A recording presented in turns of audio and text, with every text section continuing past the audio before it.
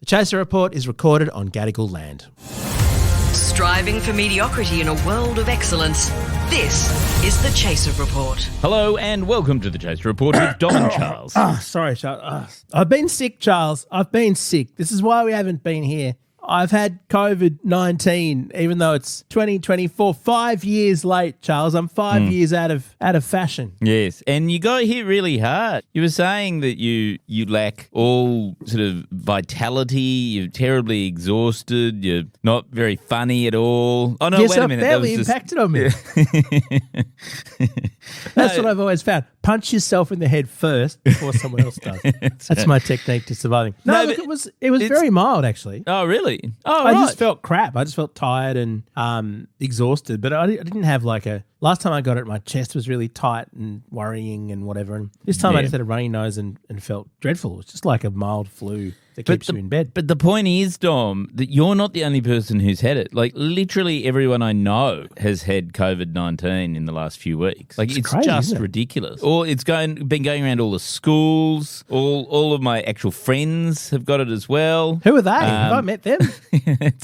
The point is, it's back, and it's back with a vengeance. My wife was down in Melbourne the other day. Everyone in the room was sick. It's just horrible, right? Yep. And I reckon if COVID's back, then there's other things that we should bring back from pandemic times. What a good idea. Let's get into that after this.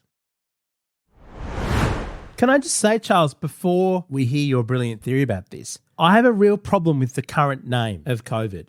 This variant is called the FLiRT variant. I can't think of anything with a stupider name. It's capital FL, lowercase I, capital RT. So it sounds like a shit dating app. Wow. So FLiRT, so is that because it's transmitted by pashing people? Like, have you been hitting the apps, Dom? Is that what's obviously happening? not, right? Like that's flirting was always my least strong skill of anything I've ever tried to do in my life. It's a wonder I ever managed to settle down because I'm the world's worst flirter. Like either my flirting technique is to make them think that I dislike them or to not notice at all. Right. So those are my only two modes. So but you've been it feels quite ironic successful to be in laid love. low by flirting. How did you make your wife fall in love with you without being able to flirt? Probably pity. Who knows? But in any case, every time I say, the FLiRT variant, it makes me angry. So that's where I am. Flirt free. But I'm now free of the flirting, so that's good. I'm over it. Oh, great. Just a bit husky, yeah. So I reckon the point is that you were languishing in bed for about a week, weren't you? Yeah. COVID-19? I mean, mostly because I didn't want to infect my kids. My 2-year-old's never had it. So she's a novid. So back in like 2020 and 2021, when we were all laid off because of COVID, even if we didn't have it, we'd get $750 a week from the government for free. Right. JobKeeper. I think now that COVID's awash across the country, we've got to bring back some of these COVID-era benefits. Like, what a great idea. Money for nothing. Yeah, because Alba, like, if you think about it, in comparison, like $300 off your yearly electricity bill just doesn't cut it in terms of, like, compared to what we got back then. Yeah, back in the salad days of Scott Morrison and the coalition government. Yes, where there exactly. Was just, the money tap was just on. Yes. Big time. There was state-based funding as well. And the key to it, Charles, was having a small business. They didn't want to give money to ordinary people at all, except maybe through JobKeeper for bartenders or whatever. But for people with pathetic small businesses like me, oh my goodness, I'd never had more money than in that period. It was fantastic. Yes. And the thing is, everyone begrudged Harvey Norman getting JobKeeper and stuff like that. But no one really begrudged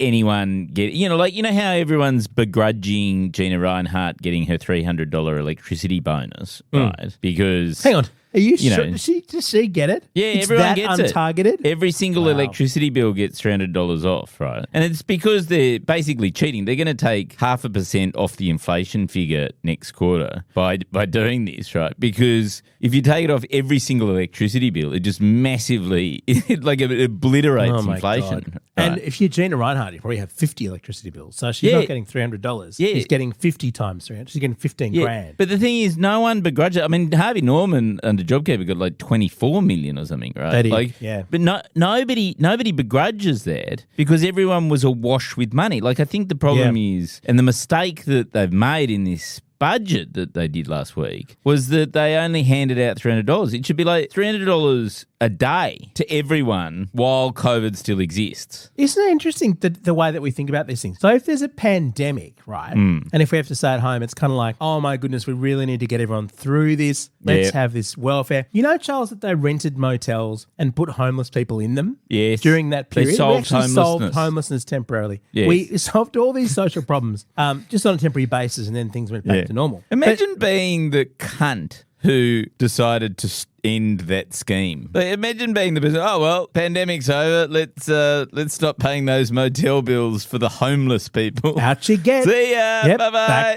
Back to the curb, Johnny. Yeah, exactly. And oh my goodness. But whereas, you know, everyone's feeling the pinch, the cost of living is a total nightmare. The government's being told this constantly. Like Jim Chalmers did a session with people in his electorate last week, and they were all hammering him about the cost of housing and cost of living and how worried they were. Yes. And he's going, look, we're a Labor government. We do more than the others, but I can't tell you that you'd like me to do more. If it was Scott Morrison back in the day, they all would have left there with thousands of dollars. Yes. And you know, from Scott, it's sort of weird, isn't it? Admittedly, it would have been a whole lot of schemes that then increased the price of houses. Like, yes. Under Scott Morrison, it would have been like, okay, you can use all your money and all your parents' money from your super, and spend all your retirement savings on boosting housing prices. But that was their scheme. Oh yeah, that and all the massive payments to people who even like. If you went to the Morrison government back in the day and said, by the way, I've got a mate who can get cheap rats in from China, I've got a mate they're falling off the back of the truck. I promise you they're okay. You would have got $300 million at the end of that conversation.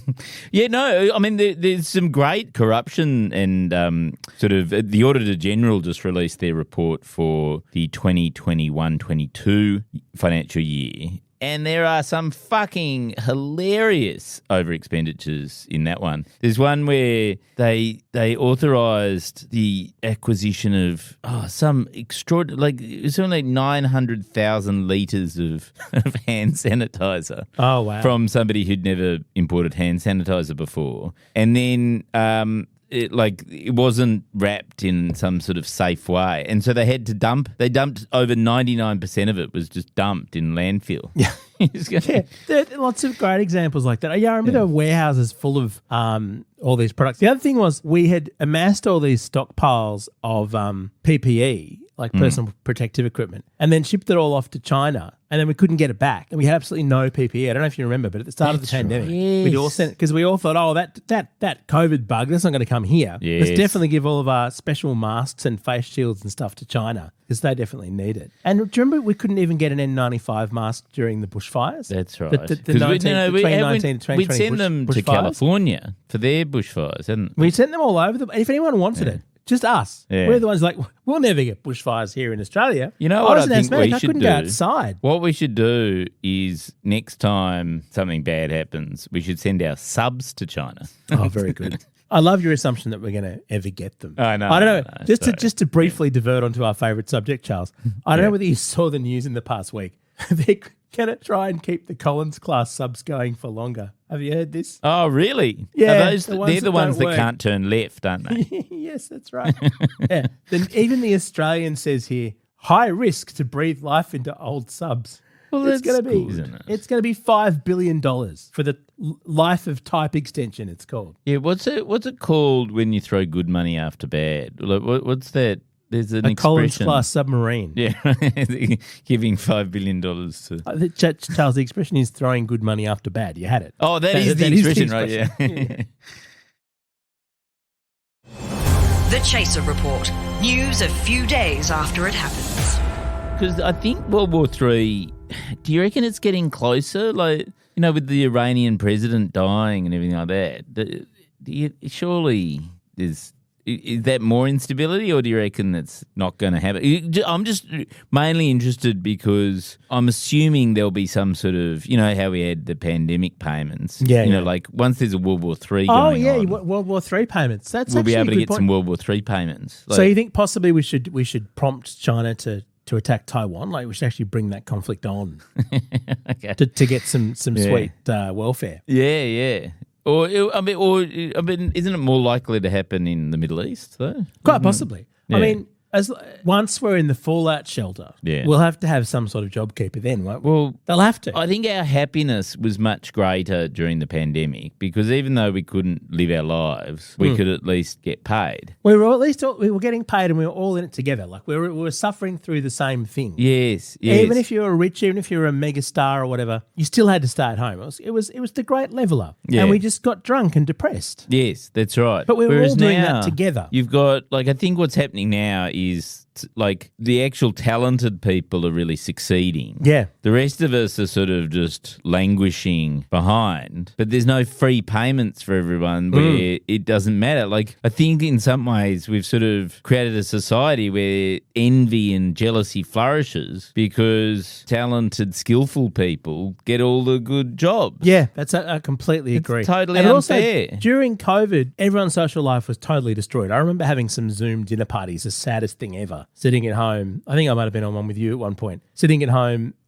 on Zoom, eating a meal and looking at other people on a screen who are also sitting at home having a meal. But that was actually the highlight of my past 5 years' social life. Right, and since the pandemic is ended, I still don't go out. No. But now I know everyone else does. And I don't know whether it's because I have very young children or because I'm just completely unpopular. There's no way of knowing. I haven't even tested the theory at this point. Well, this is the thing. Like, I still don't go to any parties or anything, but at least you knew nobody else was going to parties. Yeah. I mean, I'm not even aware if there are parties, but back in university days, I was at least aware of parties I wasn't invited to. Yeah. But there was this brief moment where legally you weren't not being invited to parties. We're all losers. Yeah. And, if you had parties like Boris Johnson, you got into a massive scandal and lost your job. It was fantastic. Yeah. Yeah, so all the popular kids who wanted to hold parties, suck shit, man. Suck shit. Yeah, go to jail. What we should do, though, Charles, just thinking about this is, the Chaser, we haven't done so well with this consistent podcasting business as much as we've been trying over the past few years. What we really need to do is get into the medical devices business and the medical supplies. What we really need is a vaccine. Not a vaccine, just a vaccine candidate. Oh, well, a hypothetical vaccine. You've had a very good vaccine against flirting, I've heard. Yes, that's right. The FLiRT variant. Yep. People are welcome to take my antibodies if you want to work out how to end flirting forever. Yeah. Just, take some of my DNA. That's probably it could be a DNA vaccine. Instead of an mRNA vaccine, it could just be a DOMS DNA vaccine. That'll be great. Okay, so we get into the vaccine business, but what's the vaccine against? Oh, it doesn't matter. I think you can just say it's against Yeah. radiation poisoning for the future. You can say it's for a new variety of COVID. It doesn't. This is the whole great thing. We've been talking about how the government promised all these things and didn't do them. Right? Yes. You just haven't announceable. It's the same with pharmaceutical companies. And what we do is we say, look, it's urgent. Urgent. It's urgent, so you can't do any of the testing. No exactly tenders, like no testing. You didn't test it, properly anyway. And It's like Trump's Operation Warp Speed. Just give us the money right now. Warp Speed. Yeah. And no bid contract. Exactly. No, you take all the risk. If it doesn't work, sucks to be you. I love it. Yep. It's definitely a good idea. Look, what could we find a cure for? I think flirting's as good as anything. Yeah, I think it's on brand. In fact, we can do multiple things at once. We can release N95 masks with my face on them, and I just think that would be so effective. Yeah. You could probably source that from China, from the avocado pool toy factory, can't you? Yeah. I mean, that's how crazy those times were. I could import inflatable avocado pool toys from China and not go broke. That's how much did money you not we go had. broke? I don't know. That was JobKeeper. We were making massive losses. It didn't matter. That's right. We had all the interns, didn't we? We added so much. So many interns. And now the point is, you can't do anything. Everything's being replaced by AI anyway. That's true. Did you see the thing about Scarlett Johansson? Yes. Exactly the plot line of what you would expect if you're a conspiracy theorist about what happened, which is creepy Sam Altman from OpenAI rings up Scarlett in October last year and says, hey, can we use your voice? Based on the dystopian movie Her, which, of course, they watched and thought, oh, that's a good idea. Yeah. Missing the entire point of the movie. Yes, exactly. And so, they wanted their own sort of Siri or Alexa or whatever, and it would be Scarlett Johansson, right? Great idea. She said, so they talked about it for a few months, and then she went, nah, not going to do that. And so they just released it anyway with her voice. All her family went, hey, have you heard the new OpenAI voice? This has happened a couple of weeks ago. And Here's a clip, actually, of the new OpenAI voice that there is. Hey there, I see you're rocking an OpenAI hoodie. It's going great. Yeah, so it was called Sky, right? Sky, very similar to Scarlett, yeah. Yeah, and then yesterday morning they had to remove that voice because Scarlett Johansson is now going to sue them because without her consent, they just went, oh, well, you don't want us to use your voice, sucks to be you. Which is the exact whole point about the whole problem with AI, which is, and everyone who's not worried about AI goes, oh, well, I'm sure it won't be used by creeps, but the people who are running the AI companies are the creeps. The worst They're the people in the fucking world. creeps. Yeah.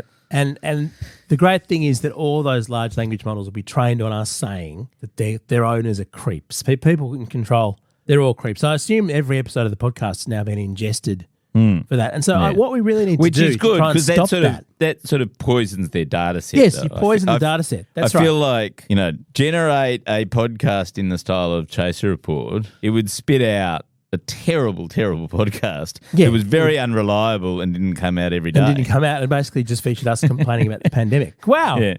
Is this actually us? Or Oh, is wait this a minute. There you go. This is not, Dom still has COVID. This has all been just AI generated. This Actually, whole thing. If we're going to be honest about it, Dom's dead. He didn't make it through the COVID. Mind you, he's still better at flirting than when he was alive. And scene. Our gear is from... See, Charles wouldn't have come up with that. It's definitely AI.